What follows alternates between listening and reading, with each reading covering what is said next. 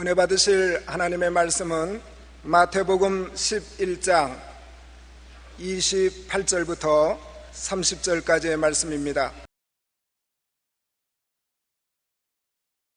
수고하고 무거운 짐진 자들아, 다 내게로 오라. 내가 너희를 쉬게 하리라. 나는 마음이 온유하고 겸손하니 나의 멍에를 메고 내게 배우라. 그러면 너희 마음이 쉼을 얻으리니 이는 내 멍에는 쉽고 내 짐은 가벼움이라 하시니라. 아멘.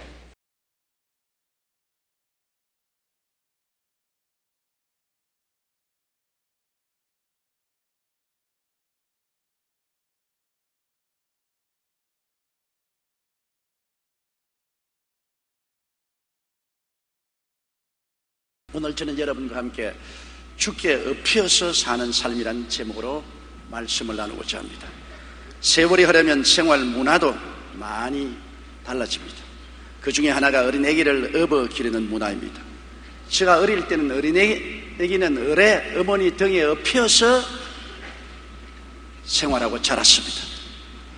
엄마 등에 엎혀서 자고 대소변도 엄마 등에서 보고 엄마 등에서 칭얼거리며 콧물 눈물로 세계 지도를 그려놓습니다. 어린 아기를 기르는 엄마 등은 언제나 세계 지도가 그려져 있습니다. 어린아이의 콧물 눈물이 얼룩져 있었습니다.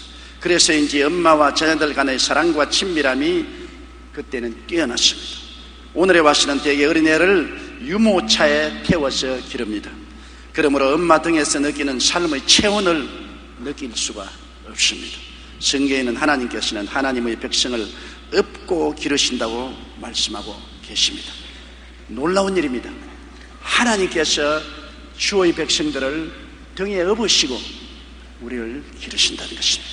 구약의 이스라엘 백성을 주님은 업고 구원하셨다고 성경은 말하고 있습니다. 출애굽기 19장 4절에 나의 애굽 사람에게 어떻게 행하였음과 내가 어떻게 독수리 날개로 너희를 업어 내게로 인도하였음을 너희가 보았느니라고 말한 것입니다. 이스라엘 백성의 힘으로는 도저히 애굽을 떠나 가나안 땅으로 올 능력이 없었습니다. 그러나 하나님이 이스라엘 백성을 업고 광야를 지나 젖과 꿀이 흐르는 땅으로 오셨다고 말한 것입니다. 이스라엘 백성이 홍해를 건널 수 있은 것은 하나님께서 저들을 업고 건너기 때문인 것입니다. 이스라엘 백성이 인간의 힘으로 어떻게 홍해수를 건널 수가 있습니까? 다리도 없고 배도 없었습니다. 그러나 전지전능 무소부지하신 하나님이 이스라엘 백성을 업고 홍해수를 건너니 홍해수가 하나님의 발밑에서 갈라지지 아니할 수가 없은 것입니다. 출애굽기 14장 14절에 야훼께서 너희를 위하여 싸우시리니 너희는 가만히 있을지어다. 하나님이 이스라엘 백성을 업으시고 야훼께서 친히 애굽 바로 왕과 그 군대와 싸우셨습니다. 이스라엘 백성은 손가락 깜짝 안 앉았습니다. 출애굽기 14장 29절로 30절에 보면 이스라엘 자손은 바다 가운데 육지로 행하였고 물이 좌우에 벽이 되었더라. 그날에 야훼께서 이같이 이스라엘을 애굽 사람의 손에서 구원하심에 이스라엘이 바닷가에 애굽 사람의 시체를 보았더라고 말하고 있는 것입니다. 여러분, 엎혀서 산다는 것은 참으로 신기한 일입니다. 저는 항상 저희 마음속에 어린 때 경험한 잊지 못할 사건이 있습니다. 우리 학교와 우리 집이 있는 삼남면 사이에는 언양 개천이 있었습니다. 지금은 보니까 조그마한 도랑 같은데 그때 어릴 때는 굉장히 큰 개천으로 보였습니다. 그리고 그 개천에는 2차선 콘크리트 다리가 놓여 있었습니다. 상당히 긴 다리였습니다. 그런데 여름철 장마가 오고 홍수가 나면 황토물이 그 다리를 넘쳐서 아예 집동같이 굴러 흘렀습니다. 우리 어린이들은 도저히 건널 수가 없습니다. 언양국민학교에서 공부를 마치고 그 다리를 건너야 삼남면 우리 집으로 올 수 있는데 우리 힘으로는 도저히 건널 수 없어요. 그때면 제가 어레이 언양 시내에 있는 저희 고모 집으로 갔습니다. 고모분께서는 장정이었습니다. 아주 인품이 좋으시고 키가 크시고 몸이 튼튼하고 탁주를 좋아하는 얼굴이 늘 붉은 그런 아저씨였습니다. 제가 보기에는 그때 굉장한 거인으로 보였습니다. 가서 고모부에게 부탁을 합니다. 고모부 집에 가려는데 은양 남천내가 넘쳐 흘러서 못 가니 날 좀 건너주세요. 그럼 고모부는 아주 기분 좋게 그래 가자 그러면서 그 김에 논에도 가보고 물도 돌봐야 되겠다. 가래를 들고서 남천에 나오면 막 홍수가 넘쳐르고 많은 사람이 구경한다고 그 하천가에 와 있습니다. 그런데 저를 업고 건넙니다. 딱 등에 엎여 있으면 온 천지가 물입니다. 천둥치는 소리를 나고 물이 흘러가는데 발 한 번 삐끄덕하면 그냥 굴러서 죽습니다. 그럼에도 불구하고 그 고모부 등에 꽉 엎쳐 있으면 고모부가 천천히 한 발자국 두 발자국 물을 헤치고 한참 만에야 그 다리를 건너서 후유 숨을 내쉬고 저를 어깨에서 내려올 때 정말로 구원받은 그런 기분이었습니다. 항상 그것이 저희 마음속에 깊이 인상이 박혀 잊어지지가 않습니다. 이미 그 고모부는 오래 전에 세상을 떠나셨지만 그 기억은 저희 마음속에 사라지지 않습니다. 엎혀서 내가 건너갈 수 없는 하천을 건넌다는 것입니다. 우리 인생도 우리 힘으로 건너지 못하는데 하나님이 업어서 건너주시는 것입니다. 이스라엘이 광야를 지날 때도 하나님이 업어서 이스라엘을 건너게 했습니다. 하나님께서 저들의 짐을 지시고 저들의 일을 행하신 것입니다. 신명기 32장 9절로 12절에 야훼의 분깃은 자기 백성이라 야곱은 그 택하신 기업이로다. 야훼께서 그를 황무지에서 짐승의 부러지는 광야에서 만나시고 호위하시며 보호하시며 자기 눈동자같이 지키셨도다. 마치 독수리가 그 보금자리를 어지럽게 하며 그 새끼 위에 너풀거리며 그 날개를 펴서 새끼를 받으며 그 날개 위에 그것을 엎는 것 같이 야훼께서 홀로 그들을 인도하셨고 함께한 다른 신이 없었다. 하나님께서 이스라엘 백성을 업어서 광야를 지나게 했습니다. 사나운 광야, 태양이 활활 탄 불길같이 내려 쪼이고 물은 어느 곳이나 찾아볼 수도 없고 바위는 불덩어리 같고 그런 광야에 아무런 농산물도 없고 곡식도 거둘 수 없는 그 처지에 있는 백성들을 하나님께서 업고서 그들을 지나게 했습니다. 그들의 일을 하나님이 하시고 그들의 짐을 하나님이 짊어져 주신 것입니다. 먹고 마시고 기거하고 살아가는 모든 일이 이스라엘의 힘으로는 할 수가 없었습니다. 그러나 하나님이 그 일을 하시고 그 짐을 짊어져 주셨습니다. 신명기 29장 5절에 보면 주께서 40년 동안 너희를 인도하여 광야를 통행케 하셨거니와 너희 몸의 옷이 낡아지지 아니하고 너희 발의 신이 헤어지지 아니하였다고 말했습니다. 시편 78편 14절로 15절에 낮에는 구름으로 온 밤에는 화강으로 인도하셨으며 광야에서 반석을 쪼개시고 깊은 수원에서 나는 것 같이 저희에게 물을 흡족히 마시었다 했으며 24절에는 저희에게 만나를 비같이 내려 먹이며 하늘 양식으로 주셨다고 했으니 온전히 하나님의 기사와 이적과 능력으로 이스라엘 백성을 업어서 광야를 지나게 한 것입니다. 그 옛날에 기록한 신화지 그런 것이 뭐 실제로 있으려고 1931년 2월 중국 남부지방에서 있었던 일입니다. 그 지역 주민들은 갑자기 찾아온 기근으로 고통을 당하고 먹을 것이 없어 고통을 당하고 있었습니다. 그런데 그곳에 선교사가 와서 예수님을 전도해서 온 동리 사람들이 다 예수님을 믿게 되었습니다. 너무나 급박하니까 선교사님을 찾아와서 선교사님 우리가 굶어 죽게 되었는데 어떻게 선교사님이 좀 할 수가 없겠습니까? 그래서 선교사님이 인간적으로는 별 도리가 없지만은 구약에 보면 하나님께서 광야를 지나는 이스라엘 백성에게 만나를 주었습니다. 하나님의 자녀된 우리가 오늘날 엎드려서 기도하면 구약의 이스라엘을 돌봐주신 하나님이 오늘 우리를 안 돌봐줄 수가 있겠습니까? 기적을 행하실 것입니다. 그 선교사는 아주 담대한 분이었습니다. 그래서 온 동리 사람이 모여서 나흘 동안 기도를 했는데 기도 마치던 날에 큰 폭풍우가 불어오고 북쪽에서 검은 구름이 모여와서 비가 창대같이 쏟아졌습니다. 그런데 비가 그치고 난 다음 보니까 깜짝 놀란 것은 미리 삽으로 떠낼 만큼 많이 동리에 쏟아진 것입니다. 왜 그러냐 하니까 큰 폭풍우가 불어서 몽고의 밀창고를 넘어뜨려 가지고서 바람이 그 밀을 가지고서 그 동리에 와서 퍼부어 버린 것입니다. 그 몽고 사람들은 손해를 봤지만은 그 중부 남부에 있는 사람들은 아예 삽으로 떠서 채울 만큼 밀이 땅에 쌓였어요. 그래서 그것으로서 기근을 잘 보냈다는 실제적인 기사가 기록된 것을 읽어보았습니다. 여러분, 주님을 의지하고 주님께 의지해서 사는 사람들은 별난 사람들입니다. 보통 사람들이 아닙니다. 신나게 별난 사람들인 것입니다. 신명기 1장 30절로 33절에 보면 애굽에서 너희를 위하여 너희 목전에서 모든 일을 행하신 것 같이 이제도 너희를 위하여 싸우실 것이며 광야에서도 너희가 당하였거니와 사람이 자기 아들을 안음같이 너희 하나님 야훼께서 너희 행로 중에 너희를 안으사 이곳까지 이르게 하시느니라. 하나님이 이 일에 너희가 너희 하나님 야훼를 믿지 아니하였도다.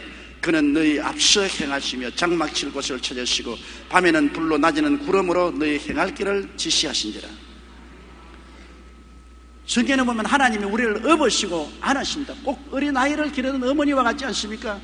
업고서 가시다가 어린아이가 칭얼거리면 또 등에서 이렇게 앞으로 제껴서 안아서 젖을 먹이고 업고 안아서 기르는 것처럼 하나님께서는 우리가 이 땅에 사는 동안에 우리를 업으시고 우리를 안으셔서 물을 건너고 광야를 지나면서 성공적으로 천국까지 올라가게 만들어 주시는 것입니다.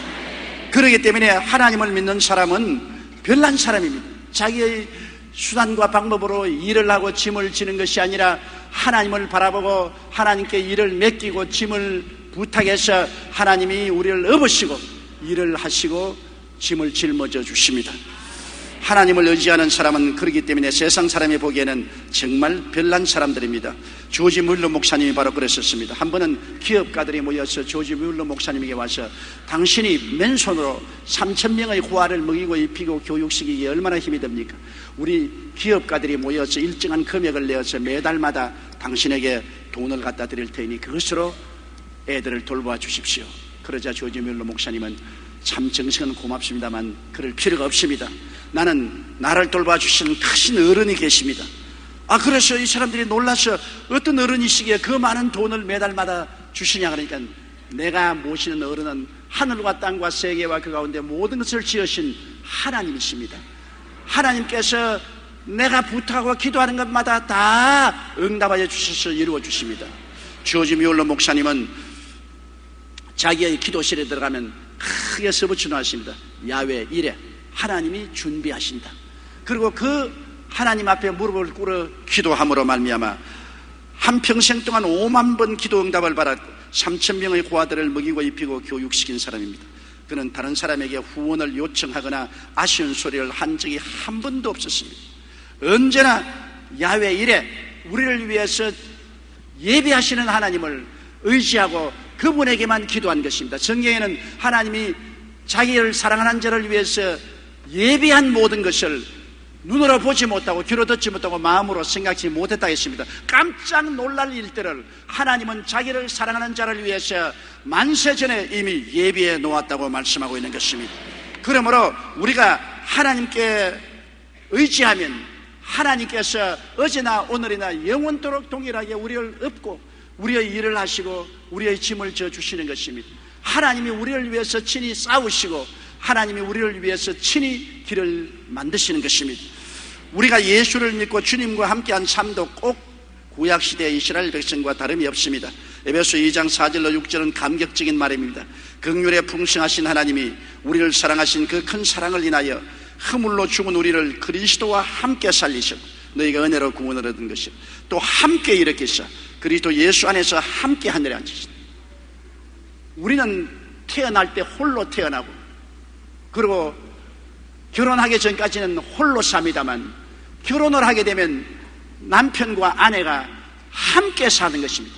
좋아도 함께 좋아하고 슬퍼도 함께 슬퍼하고 괴로워도 함께 괴로워하고 짐을 함께 집니다. 부부는 함께 살게 되어 있는 것입니다.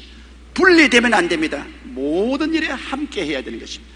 우리가 예수 믿는다는 것은 꼭 부부와 같습니다. 예수께서 우리의 신랑이 되시고 우리가 신부가 되어서 그리스도와 그때부터 우리는 함께 사는 것입니다. 우리 예수 믿는 것은 주님은 하늘에 계시고 우리는 땅에 있는 것이 아닙니다. 예수 그리스도께서 우리와 함께 24시간 늘 같이 있는 것입니다. 지금도 이 자리에 주님께서 함께 계신 것입니다. 주님께서 함께 계시한다면 여러분이 조용히 기도하는 건 헛된 소리입니다. 하늘에 계셔서 조용히 기도하는 소리를 어떻게 들으십니까? 여러분이 찬송을 해도 주님이 어떻게 그 찬송을 하늘에서 들을 수 있겠습니까? 현재 이 자리에 시간과 공간을 초월해서 함께 계시기 때문에 우리의 조용한 기도도 들으시고 우리의 생각도 살펴보시고 우리의 찬양을 받아주시는 것입니다.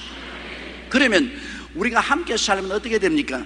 짐을 질 수 있는 능력이 있는 자와 짐을 질 능력이 없는 자가 함께 살면 짐을 질 수 있는 능력이 있는 자가 짐을 질 수 있는 능력 없는 자를 데리고 살아야 되기 때문에 능력 없는 사람은 능력 있는 사람에게 엎혀서 사는 것입니다.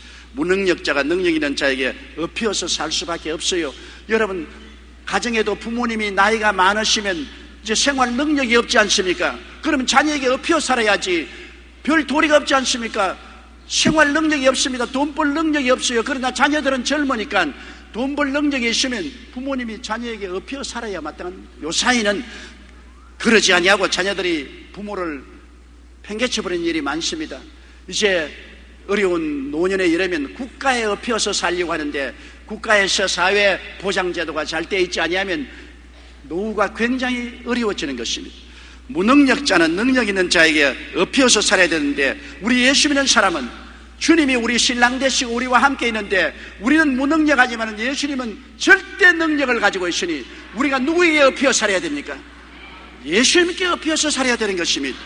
성경은 그렇게 말하고 있습니다. 시편 55편 22절에 내 짐을 야훼께 맡겨버리라.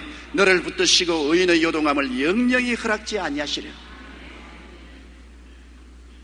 엎혀서 우리가 살기를 원할지라도 주님이 원치 않으면 안 되는데 주님이 자원해서 짐을 맡기라고 우리에게 말씀하고 계신 것입니다.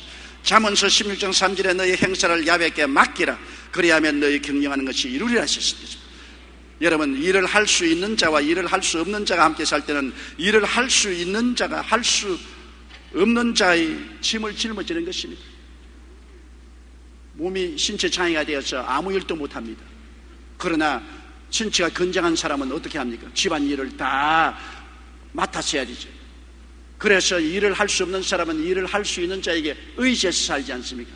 요사이 가끔 텔레비 대화에 나오는 것 보니까 남편이 전신마비로서 몸을 움직이지 못하는데 몸이 건장한 아내를 얻어서 그 건장한 아내가 모든 것을 다 하는 것입니다. 낫을 시켜주고 목욕을 시켜주고 머리를 감아주고 옷을 입혀주고 화장실까지 데려다 앉혀주고 생활 전체를 돌봐주는 것입니다. 일을 할 수 없으니까 할 수 있는 자에게 의지해서 엎혀서 사는 것입니다. 여러분, 우리 하나님은 여러분과 나를 위해서 일을 하기를 원하시는 것입니다. 우리는 일할 능력이 없기 때문에 일을 할 수 있는 능력이 있는 주께 엎혀서 살아야 됩니다. 에레미야 33장 2절에 일을 행하는 야훼, 그것을 지어 성취하는 야훼, 그 이름을 야훼라 하는 자가 이같이 노라. 너희는 내게 부르짖어라. 내가 내게 응답하겠고 내가 알지 못하는 크고 비밀한 일을 보여주겠다고 말씀한 것입니다. 우리 하나님은 우리에게 엎드려서 기도만 하면 우리의 일을 맡아주겠다고 말씀한 것입니다. 시편 37편 5절에도 내 길을 야훼께 맡기라. 저를 의지하면 제가 이루어 주시겠다고 말씀하고 있는 것입니다. 베드로전서 5장 7절에도 너희 염려를 다 주께 맡겨버리라. 이는 제가 너희를 권고하심이라고 말씀하고 있는 것입니다. 우리가 상상할 수 없을 만큼 주님께서는 우리의 짐을 짊어지시고 우리의 일을 하시기를 원하시는 것입니다. 우리는 주님께 엎혀서 사는 것이 정상적인 신앙생활인 것입니다. 어릴 때 어린아이를 어떻게 합니까? 일어나면 자 어부바 어부바 그러면 응응응이 와서 엄마에게 덜썩 엎이잖아요. 엄마가 어린아이를 얻고 끈 묶고 그 다음에는 부엌에 일하러 가고 밭에 일하러 가는 것입니다. 주님께서도 오늘날 우리를 보시고 매일같이 어부바 어부바 우리는 기도하고 믿음으로 주님께 모든 것을 맡기는 것입니다. 주여 짐도 주님께 맡기고 일도 주님께 맡기고 주님께 엎혀서 인생을 삽니다. 항상 그것을 마음속에 그려보고 그것을 상상하면서 그렇게 믿고 사는 여러분 되시기를 주의 이름으로 축원합니다. 인간의 힘으로 못할 것을 자기 힘으로 애를 쓰면 고생만 하고 아무 실속이 없습니다. 어느 종교의 유명한 수도사가 있었는데 그는 일생 동안 참으로 대단한 고행을 한 사람입니다. 결혼 직후 처자식을 남겨두고 수행에 들어가서 부모가 찾아와도 수행에 방해된다고 만나지 않았습니다. 자기가 거하는 곳에 철조망을 쳐놓고 10년 동안이나 사람을 만나지 않고 혼자 외롭게 거하며 8년 동안 눕지 않고 앉은 자세로 잠을 자며 수양을 쌓았습니다. 그는 16년간 솔잎가루와 쌀가루만 먹고 살았습니다. 그러나 그가 세상을 떠나기 전에 마지막 남긴 시 한 수가 있는데 그 시의 한 부분이 이렇게 되어 있습니다. 미천 죄업 과수미라, 즉 하늘에 가득 찬 죄업이 수미산보다 높구나. 평생을 그렇게 뼈가 으스러지도록 피가 마르도록 살이 찢어지도록 고행하라고 시도를 했건만 그가 마지막 죽는 순간에 느낀 것은 미천 죄업 과수미라는 이것밖에 없었습니다. 즉 내 죄가 하늘에 가득 찬 수미산보다 높구나 탄식했습니다. 왜? 사람의 힘으로 아무리 고행을 하고 몸부림을 쳐도 죄악을 청산할 수가 없다는 것입니다. 죄의 빚은 사람의 힘으로 갚을 수 없는 것은 죄의 값은 사망이기 때문에 갚으려면 죽어야 되는데 죽어버리면 아무것도 못하지 않습니까? 인간은 결코 죄의 빚을 갚을 수 없습니다. 그러나 주님께서 오셔서 우리의 죄짐을 대신 짊어져 주신 것입니다. 그렇기 때문에 주님께 엎혀서 죄와 허물에서 살아난 것입니다. 이사야 53장 5절에 그가 찔리면 우리 허물을 인하며 그가 상하면 우리 죄악을 인함이라. 에베소 2장 8절로 9절에 너희가 그 은혜를 인하여 믿음으로 말미암아 구원을 얻었나니 이것이 너희에게서 난 것이 아니요 하나님의 선물이라. 행위에서 난 것이 아니니 이는 누구든지 자랑치 못하게 하려 함이라. 우리가 죄짐을 짊어진 것이 아닙니다. 주님께서 우리의 죄와 허물을 짊어지시고 이를 청산해 주신 것입니다. 그렇기 때문에 우리가 할 수 없는 일을 우리가 걸머쥐고 몸부림쳐봤자 소용없지 않아요? 우리의 죄짐을 주님께 맡겨버리고 구원의 일을 주님께 맡겨버리면 우리는 주님 앞에서 모든 짐과 일을 벗어버리고 얼마나 홀가분하고 상쾌하게 인생을 살 수 있지 않습니까? 찬송가 작가로 유명한 영국의 윌리엄 카우퍼는 6살 때 어머니의 죽음을 겪은 후에 평생의 우울증에 걸렸습니다. 그는 여러 번 자살을 시도했고 급기야 33살에는 18개월 동안 정신병원에 요양을 하는 처지에 이르렀습니다. 그러던 어느 날 그는 성경을 읽다가 로마서 3장 25절에 이 예수를 하나님이 그의 피로 인하여 믿음으로 말미암는 화목 제물로 세우셨으니 이는 하나님께서 길이 참으시는 중에 전에 지은 죄를 간과하심으로 자기의 의로우심을 나타내려 하심이라. 이 말씀을 읽자 마음속에 굉장한 감동이 왔습니다. 항상 그런 죄책에 짓눌려서 나는 죄인이기 때문에 영원히 버림받고 죽을 수밖에 없다고 고통을 당했는데 이 말씀이 태양빛같이 비치면서 그의 마음속에 그리스도의 보혈의 능력으로 말미암아 죄와 허물이 다 사라져버리고 맑은 하늘같이 마음이 밝고 맑고 환해지며 광명한 빛이 비치는 체험을 하게 된 것입니다. 그때의 일을 그는 다음과 같이 고백했습니다. 그 말씀을 읽는 순간 의의 태양이 내게 비추었고 나는 그리스도께서 나의 모든 죄와 허물을 사하시다는 것을 깨달았다. 나는 기쁨과 감격에 겨워 아무 말도 할 수가 없었다. 그저 사랑과 경외감에 잠겨 하나님을 바라보고 눈물을 흘릴 따름이었다. 그는 그날로 새 사람이 되었고 정신병도 깨끗이 나아서 정신병원에서 퇴원해서 남은 여생 수많은 하나님을 찬미하는 아름다운 찬송을 지었습니다. 그런데 그가 쓴 많은 찬송 중에도 여러분 우리가 많이 부르는 찬송이 있지 않습니까? 찬송가 190장 샘물과 같은 보혈은 임마누엘 피로다. 이 셈의 죄를 씻으면 정하게 되겠네. 할렐루야. 어떠한 사람은 평생을 수양과 도덕을 닦아도 죽을 때 내 죄가 하늘보다 높다고 탄식하고 처참하게 죽었는데 다른 사람은 죄책으로 말미암아 우울증에 걸려서 정신병원까지 갔었으나 예수 그리스도를 바라보고 믿자 그 십자가의 보배로운 피로 죄사함을 받고 의롭다함을 얻고 영광에 가득 차서 아름다운 찬송을 부르고 하나님께 영광을 돌리며 한평생을 살 수가 있었던 것입니다. 그러므로 허물로 죽은 우리를 그리스도와 함께 살리셨다고 했는데 함께 살리는데 우리는 일을 못하니 주님이 일을 하시고 우리가 짐을 못 지시니 주님이 일을 지십니다. 함께 살면요. 그러므로 주님이 우리를 업고서 사시는 것입니다. 부부간에 함께 사는데 부인이 일도 못하고 능력도 없으면 남편이 부인을 짊어지고 살아야 될 것 아닙니까? 부인 대신 일하고 부인 대신 짐을 짊어져야 될 것 아닙니까? 우리 주님은 무책임한 주님이 아니신 것입니다. 주님은 우리의 짐을 지고 우리의 일을 하기 위해서 하늘 보좌를 떠나시고 사람의 몸으로 오셔서 33년간 땅에 사시며 우리의 죄짐을 짊어지고 구원의 일을 하시기 위해서 십자가에 올라가서 몸을 찢고 피를 흘려도 사양치 않고 내려오지 않았었습니다. 그러므로 주님과 의지하면 주님이 우리의 죄짐을 짊어지신 것입니다. 그리고 주님이 우리를 안고서 업고서 죽음에서 일어난 것입니다. 요한복음 6장 40절에 내 아버지의 뜻을 아들은 보고 믿는 자마다 영생을 얻는 것이라 마지막 날에 내가 이를 다시 살리라. 요한복음 11장 25절에 나는 부활이요 생명이니 나를 믿는 자는 죽어도 살겠고, 고린도전서 15장 52절에 나팔 소리가 나며 죽은 자들이 썩지 아니할 것으로 다시 살고 우리도 변하리라. 어떻게 우리가 다시 살 수 있습니까? 우리 힘으로 사망을 철폐하고 어떻게 일어날 수 있습니까? 우리는 주님께 붙어서 일어나는 것입니다. 우리는 힘이 없잖아요. 사망과 음부는 주님께서만 이길 수 있습니다. 사망과 음부를 철폐하신 주님의 덩어리에 탁 엎여 있으니 사망과 음부의 홍수의 강을 주님이 우리를 엎고 건너주시는 것입니다.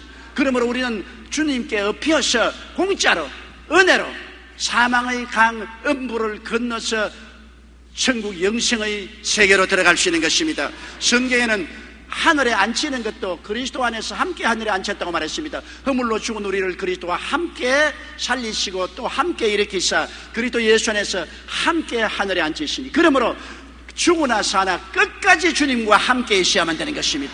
하나님은 무능한 우리들을 책임지고 주님은 우리를 업으시고 우리를 안으시고 우리와 결단코 떠나지 아니하시는 것입니다. 내가 결코 너를 떠나지 아니하고 결코 너를 버리지 않겠다고 말씀하는 것입니다. 어떠한 형편에서도 주님은 우리와 함께 계신 것입니다. 그러므로 이 모든 일은 주님께 엎여서 그 은혜로 말미암아 믿음으로 얻을 수가 있는 것입니다. 요한계시록 3장 21절에 이기는 그에게는 내가 내 보좌에 함께 앉게 하여 주시기를, 내가 이기고 아버지의 보좌에 함께 앉는 것과 같이 하리라. 우리는 그리스도와 함께 하늘 보좌에 앉게 되는 것입니다. 그러므로 오늘 주님께서는 현재 사는 우리들을 보시고 두 손을 활짝 내미시고 수고하고 무거운 짐진 자들은 다 내게로 오라. 남녀 노유 빈부 귀천할 것 없이 다 내게로 오라. 내가 너희를 쉬게 하리라. 천지와 만물을 지으신 주님이 쉬게 하였다고 하니 우리가 믿을 수 있는 것은 주님이 실력이 있고 능력이 있습니다. 아무 실력도 능력도 없는 사람이 내가 너를 쉬게 하려면 우리가 비웃을 수밖에 없지만은 주님은 죽은 자를 살리시고 없는 것을 있게 하시는 하나님이요, 하늘과 땅을 지으신 하나님이 우리를 향해서 손을 내미시고 나의 멍에를 메고 내게 와서 배우라. 너희 마음이 쉼을 얻을 것이라고 초청할 때 우리는 주의 말씀을 믿고 따라갈 수가 있는 것입니다. 코카콜라의 창업주인 아더 캔들러는 원래 알코올 중독자였습니다. 항상 술에 취하여 곤두레 만두레가 되었습니다. 그는 사람들 앞에서 술을 끊겠다고 몇 번이나 큰 소리 쳐도 결코 술을 끊지 못했었습니다. 그러던 어느 날 그가 연어치처럼 술에 취해서 귀가하는데 갑자기 벼락 같은 음성이 들려왔습니다. 죄의 본능을 이겨야 성공할 수 있느니라. 깜짝 놀랐습니다. 캔들은 집에 돌아와서 아내에게 그 이야기를 하니까 바로 그 시간이 그 부인이 하나님께 꿇어뜨려서 주님, 우리 남편이 술 중독에서 고침을 받게 하여 주시옵소서 눈물로 그날 또 기도하는 그 시간에 하나님이 그 말씀을 하셨습니다. 하나님의 그 음성을 듣고 아더 캔들러는 크게 깨닫고 하나님, 내 힘으로 내 수단과 방법으로는 이 술 중독에서 헤어날 수가 없습니다. 이제 내게 말씀하신 하나님이여, 주님께 모든 것을 맡깁니다. 내 삶 전체, 나의 술 중독을 주님께 맡기니 내 짐을 져주시고 나의 일을 해 주시옵소서. 나를 해방시켜 주시옵소서. 그렇게 그날 저녁에 부인과 함께 기도했는데 희한하게 그 이튿날부터 술 맛이 딱 떨어졌어요. 술을 보고도 싶지 않아요. 완전히 알코올 중독에서 해방되었습니다. 너무나 기뻐서 하나님을 섬기며 주님께 11조를 드리고 열심히 기도하고 일한 결과에 그는 코카콜라라는 세계적인 굴지의 기업을 일으킨 것입니다. 아더 캔들러가 능력의 하나님을 의지하자 자신의 힘으로는 도저히 끊을 수 없던 술을 끊었을 뿐 아니라 하나님께서 그를 위해서 일해 주심으로 그 인생에 크게 성공했다는 그의 간증을 읽어본 적이 있는 것입니다. 주님께서는 우리의 짐을 지시고 우리의 일을 행하시겠다고 우리를 초청하고 있는데 이 주의 초청을 우리가 거부할 수가 있겠습니까? 왜 짊어지지도 못한 짐 짊어지고 하지도 못할 일을 가지고 낑낑대고 있습니까? 주님께서는 내게로 오라고 초청하시는데요. 이사야 41장 10절에 두려워 말라, 내가 너와 함께함이라. 놀라지 말라, 나는 내 하나님이 됨이니라. 내가 너를 굳세게 하리라. 참으로 너를 도와주리라. 참으로 나라의 의로운 오른손으로 너를 붙들어 주리라고 말씀하는데, 이런 하나님이 오라고 하시는데 우리가 뒷걸음을 치고 주님을 거역하겠습니까? 예레미야가 탄식하기를 내 백성이 두 가지 악을 행하여 싸우니 그 첫째가 생수의 그런 데는 하나님을 버린 것과, 둘째 스스로 연못 운물을 팠는데 물을 저장하지 못할 터진 눈물이라고 말하는 것입니다. 하나님을 제껴놓고 자기 스스로 아무리 일을 한들 터진 눈물에 물 채울 수 있습니까? 야훼께서 집을 세우지 아니하시면 세우는 자의 수고가 헛됩니다. 야훼께서 성을 지키지 아니하시면 파수꾼의 경성함이 헛사가 되는 것입니다. 내용이 없는 일을 왜 합니까? 하나님께서 친히 우리를 향해서 수고하고 무거운 짐진 자들은 다 내게로 오라고 하는데 기쁘게 우리가 주님 앞에 뛰어나가야 될 것입니다. 우리는 주님께 엎혀서 살기 위해서는 해야 될 일이 있습니다. 나도 어릴 때 우리 동생들을 많이 업어봤는데 어떤 때는 자 엎혀 하면 덥석 엎히는 거면 내가 쉽게 없는데 막 버티고 안 엎겠다 하고 발부듬을 치고 강제로 업어놓으면 발로 서가지고 뒤로 자빠지고, 그러면 업을 도리가 없어요. 아무리 업어주려고 해도 뒤로 자빠지는 놈을 어떻게 업습니까? 함께 거꾸러지는 것입니다. 주님께 엎히는 것도 주님이 업자고 어부바 할 때 덥석 엎혀야지, 그냥 발부듬을 치고 뒤로 자빠지고 옆으로 비틀거리고 하면 주님이 업어주시려도 업어주실 수가 없는 것입니다. 절대 복종하여 엎혀야만 되는 것입니다. 빌립보서 2장 5절과 8절에 너희 안에 이 마음을 품으라 곧 그리스도 예수의 마음이니 사람의 모양으로 나타나셨으며 자기를 낮추시고 죽기까지 복종하였으니 곧 십자가에 죽으심이라. 예수님도 하나님께 엎혀서 일생을 살았는데 우리가 예수님께 엎히기 위해서는 절대 복종해야 됩니다. 여러분, 복종할 때 주님이 어떻게 하겠다는 것입니까? 신명기 30장 9절로 10절에 내가 내 하나님 야훼의 말씀을 순종하여 이 율법책에 기록된 그 명령과 규례를 지키고 내 마음을 다하여 품성을 다하고 야훼 하나님께 돌아오면 내 하나님 야훼께서 내 손으로 하는 모든 일과 내 몸의 소생과 내 육축의 새끼와 내 토지의 소산을 많게 하시고 내게 복을 주시되 곧 야훼께서 내 열조를 기뻐하신 것 같이 너를 다시 기뻐하셔 내게 복을 주시라고 말씀하는 것입니다. 하나님은 복의 근원이 되십니다. 하나님께 복종하고 하나님을 순종하면 주님은 복의 근원이 되시기 때문에 여러분의 삶 속에 그리스도의 복을 언제나 체험하고 느낄 수가 있는 것입니다. 주님을 저버리고 버티고 반역하면 하나님의 심판을 받고 저주를 받을 수밖에 없게 되는 것입니다. 우리가 일단 주님께 복종해서 엎였으면 등에 바짝 붙어서 절대 믿고 의지해야 되는 것입니다. 우리 고모님이 고모부가 나를 업고 시내를 건드는데 중간점 가서 이거 나 고모부 못 믿겠다, 나는 내려야 되겠다고 뻗쳐버리면 내가 물에 떠 내려갈 수밖에 없죠. 눈에는 아무 증거 안 보이고 귀에는 아무 소리 안 들리고 소에는 잡히는 없어도 일단 주님께 엎였으면 절대 믿고 절대 복종해야 되는 것입니다. 기적이 일어날 것을 믿고 따라야 되는 것입니다. 내가 사망의 음침한 골짜기로 다닐지라도 해를 두려워하지 않을 것은 주께서 나와 함께 하심이라. 주의 지팡이와 막대기가 나를 안위하시나이다. 우리를 업으시는 주님은 무장을 하신 주님인 것입니다. 빈손들 없지 않습니다. 주의 손에는 지팡이가 있고 막대기가 있습니다. 지팡이는 인도하시는 주님의 전능하신 지혜요, 막대기는 주님께서 원수를 치고 우리를 보호하는 전능한 권세를 말하는 것입니다.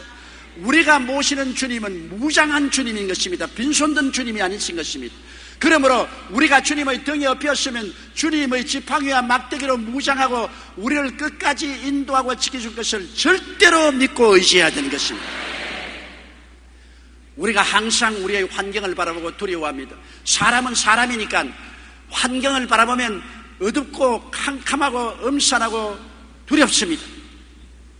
인생을 사는데 모든 것이 불확실하고 의심스럽고 두려운 것이 홍수와 같이 다가오고 바람 소리같이 우리에게 들려오는 것입니다. 그러할 때 우리는 주의 등에 엎드려서 눈 딱 감고 주님만 의지해야 되는 것입니다. 우리 주님께서 흑암을 광명으로, 무질서를 질서로, 죽음을 생명으로, 가난을 부여로, 주를 미로 변화시게 해줄 기적의 하나님인 것을 믿게 되시기를 주의 이름으로 축원합니다. 예수 그리스도는 어제나 오늘이나 영원토록 동일하십니다. 주님께서 베다니아의 마르다의 집에 와서 그들을 이끌고 오라버니 나사로의 무덤에 갔습니다. 무덤에 들어간 지 나흘이 되어 썩은 냄새가 났었습니다. 그때 주님께서 마르다를 보시고 무덤에 돌문을 옮겨 놓으라고 말했습니다. 상식을 초월합니다. 주여, 오라버니가 무덤에 들어간 지 나흘이 되어 이미 썩은 냄새가 납니다. 비이성적이고 비경험적이고 비과학적이고 이거 옮겨 놓을 수 없습니다. 그때 주님께서 벼락같은 말씀을 하지 않습니까? 마르다여, 내가 네게 말하노니 내가 하나님을 믿으면 그 영광을 보리라 하지 않았느냐. 여러분, 우리가 믿음이란 것은 비이성적이고 비과학적이고 비체험적이라도 하나님의 성실하심을 믿어야 되는 것입니다. 하나님은 인간의 과학이나 체험이나 이성을 초월해서 기적을 행하시는 하나님이기 때문인 것입니다. 그러므로 전적 믿고 맡겨야 되는 것입니다. 마태복음 6장 25절에 목숨을 위하여 무엇을 먹을까, 무엇을 마실까, 몸을 위하여 무엇을 입을까 염려하지 말라. 마태복음 7장 11절에 너희가 악한 자라도 좋은 것으로 자식에게 줄 줄 알거든 하물며 하늘에 계신 너희 아버지께서 구하는 자에게 좋은 것으로 주시지 않겠느냐. 야고보서 1장 6절에 오직 믿음으로 구하고 조금도 의심하지 말라. 여러분, 일단 주님을 믿었으면 주님께 다 맡겨야 됩니다. 사랑하는 자여, 내 영혼이 잘됨같이 범사에 잘되며 강건하기를 내가 간구하노라고 말씀한 것입니다. 우리가 십자가에 엎였으면, 여러분, 십자가는 여러분 우리 영혼만 구원하는 것이 아닙니다. 그 보혈로 우리를 씻으시고 의롭게 하시고 하나님의 영광으로 채울 뿐 아니라 십자가를 통하여 우리에게 거룩함과 성령 충만도 주시고 치료와 건강도 주시고 아브라함의 축복과 형통도 주시고 부활과 영생과 천국을 허락하여 주시는 것입니다. 비가 억수같이 쏟아지는 어느 여름날 한 택시기사가 신혼부부를 목적지까지 데려다주고 돌아오는데 시골길을 달리는데 비가 쏟아지고 바람이 부는데 할머니 한 분이 무거운 짐을 지고 바람에 옷이 날리고 물이 흐르니까 눈을 자꾸 닦아가면서 한쪽 손으로 짐을 지고 이리저리 허덕이면서 걸어가고 있었습니다.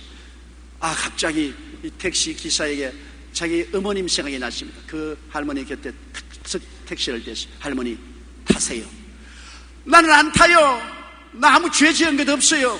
아니, 죄 지은 게 아니라 빈 택시로 가는 택시입니다. 타세요. 왜 기사님, 난 돈 없는 사람 억지로 태우려고 합니까? 난 돈 한 푼도 없어요. 아니요, 공짜로 타세요. 공짜로. 공짜가 어디 있어요? 진짜요. 공짜로 타세요. 돈 달라고 안 할 테니까. 그래서 내려가서 택시 문을 열고 억지로 태웠습니다. 그래서 태우고 기분 좋게 달려오면서 백미라를 보니까 그 할머니가 택시 안에서 짐을 머리에 이고서 안 잡아지려고 막 죽을 애를 쓰고 있습니다. 들근거리니까 막 안 넘어지려고. 그래서 아이고 할머니, 그 짐을 왜 머리에 이고 있습니까? 내려놓으세요. 아이고, 몸을 태워준 것도 고마운데 짐조차 내려놓으면 얼마나 미안합니까? 아이고, 짐을 지고 머리에 이고 있으나 내려놔. 택시는 꼭 같이 무겁습니다. 내려놓으십시오. 그래도 끝까지 벼룩도 낯짝이 있지 내가 어떻게 짐을 내려놓냐. 끝까지 짐을 머리에 이고서 오더라는 이야기를 읽어본 적이 있습니다. 여러분, 그 할머니가 공짜로 탔으나 마음에 미안해서 짐을 못 내려온다고 머리에 걸머진 것처럼 오늘날 너무나 미안하다고 생각하는 교인들이 많습니다. 천당 가는 것도 미안한데 짐을 조차 내려놓을라.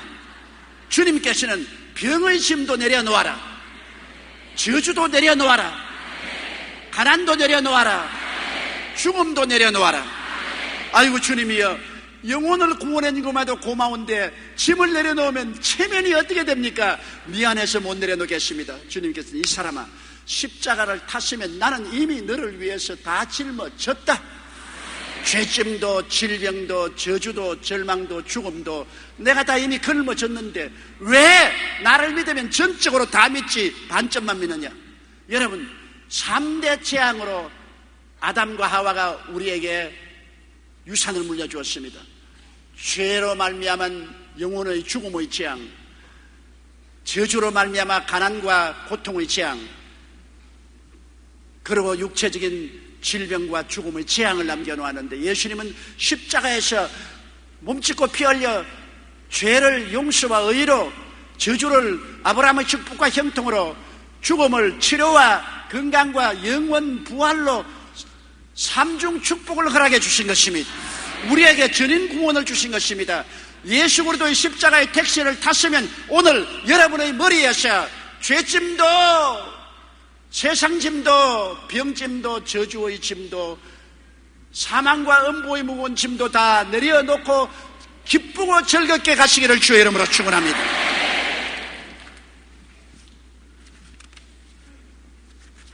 그리고 우리가 마음을 다하여 이제 주님을 섬기면서 살아야 됩니다. 우리는 너무나 오랜 동안 우리 자신을 섬기며 살았습니다. 육신의 정욕과 안목의 정욕과 이 세상 자랑을 섬기며 살았습니다. 돈을 섬기고 지위를 섬기고 권력을 섬기고 쾌락을 섬기며 살았습니다. 완전 방향을 바꾸어서 주님을 자도 깨도 먹어도 마셔도 모든 일에 우리 주님을 섬기며 살 때 주님께서 한없는 하늘의 영광으로 채워주시는 것입니다. 마태복음 6장 33절에 너희는 먼저 그의 나라와 그의 의를 구하라 그리하면 이 모든 것을 너희에게 더하시라. 먼저 할 것과 나중한 순서를 바꾸어서 사는 삶은 절대로 안 됩니다. 마태복음 22장 37절에 예수께서 가라시되 내 마음을 다하고 목숨을 다하고 뜻을 다하여 주 너희 하나님을 사랑하라 하시느니라. 마지막 이야기 하나 더 하고 설교를 마치겠어요. 1916년 보스턴의 한 가난한 집에서 태어난 소년이 있었습니다. 그는 어려운 집안 형편 때문에 교육도 제대로 받을 수가 없었습니다. 그러나 소년은 작은 돈을 벌어 꼬박꼬박 11조를 꼭 드리고 주님을 섬기기로 결심했습니다. 어릴 때부터 절대로 성수주의라고 11조 드리고 하나님을 먼저 섬기고 살겠다고 이 소년은 결심했습니다. 자기는 가난하고 공부도 못했지만은 주님만은 섬기고 살겠다고 각오했습니다. 그러자 하나님께서 그에게 능력을 부어주셔서 10대에 이미 사업가로서의 자질을 보이기 시작했습니다. 여름에는 얼음을 팔고 공장이나 건설 현장 노동자에게 커피와 샌드위치를 팔아 제법 돈을 모으게 된 그는 30세 모빌 런치 서비스라는 회사를 세워서 점심을 안 사오는 사람들에게 점심을 배달해주는 그런 회사를 설립했습니다. 그리고 난 다음에 던킨 도너츠라는 세계적인 도너츠 상표를 개발했습니다. 그가 바로 던킨 도너츠 창업주인 로젠버그입니다. 우리 한국에도 던킨 도너츠 상점이 있지 않습니까? 던킨 도너츠는 지금 각국에 퍼져 미국에도 1700개의 지점이 있고 세계의 100여 개 나라에 지점을 두고 있습니다. 그는 72세를 맞이하는 생일 축하 자리에 이렇게 말했습니다. 저는 가난하고 못 배웠어요. 초등학교도 못 나온 데다가 그리 좋지 않은 환경에서 자라났습니다. 그러나 하나님께서 늘 제 짐을 맡아주셨습니다. 제가 성공한 것은 제가 잘나서 된 것이 아닙니다. 저는 하나님을 전적으로 믿고 의지하며 하나님 섬기는 것을 저희 삶의 목표로 삼았더니 하나님이 나에게 이렇게 큰 복을 주셨습니다. 하나님은 좋은 하나님이십니다. 하나님은 우리에게 화 대신에 복을 주기를 원하시는 것입니다. 불안 대신에 평안을 주시기를 원하시는 것입니다. 패배 대신에 승리를 주시기를 원하시는 것입니다. 사랑하는 자여, 내 영혼이 잘됨같이 내가 범사에 잘되며 강건하기를 내가 강구한다고 말하셨습니다. 예수님께서 친히 말씀하시기를 도적이 오는 것이 도적질하고 죽이고 멸망시키는 것뿐이요 인자가 온 것은 양으로 생명을 얻게 하되 더 풍성히 얻게 하려 왔다고 말한 것입니다. 좋은 목자는 양을 위하여 목숨을 버린다고 했는데 예수님은 우리 위해서 목숨을 버리기까지 사랑하셔서 지금 우리와 함께 계시는 것입니다. 우리는 별난 사람들입니다. 눈에 보이지 않는 하나님을 모시고 살며 인간을 의지하지 않고 하나님을 의지하여 의식주 생활을 하며 모든 생활을 하나님을 기쁘시게 하려고 노력하며 살고 결국 궁극적으로 하나님께 계시는 천국에 갈 것을 바라고 주님께 엎혀서 사는 별난 사람인 것입니다. 다른 사람들은 다 자기 스스로 살고 있습니다. 그러나 우리는 아침부터 저녁까지 주님께 엎혀서 삽니다. 지금도 주님은 여러분에게 등을 내놓고 말합니다. 사랑하는 아들 딸아, 어부바 어부바. 절대 복종하고 절대 믿고 의지하며 섬기면서 주님께서 엎혀서 일생을 사는 여러분 되시기를 주의 이름으로 축원합니다. 우리 다 같이 고개 숙여 기도드리겠습니다. 전능하시고 거룩하신 아버지 하나님, 힘이 없고 연약한 우리, 무능한 우리를 업어서 주님께서 강을 건너고 광야를 지나며 원수를 해치고 성령의 삶을 살게 만들어 주심을 감사합니다. 너무나 많은 성도들이 주님께 엎혀 살지 아니하고 자기 인간의 수단과 방법으로 살려고 하다가 많은 상처를 입고 고통 가운데 내등부러집니다. 오늘 이 시간에 주님이 등을 내미시고 두 손을 활짝 내밀고 내게 엎혀라고 하실 때 주님께 엎혀서 일을 주님께 맡기고 짐도 주님께 맡기고 은혜로 믿음으로 사는 우리들이 되게 도와주옵소서. 예수님 이름으로 기도드리옵나이다. 아멘.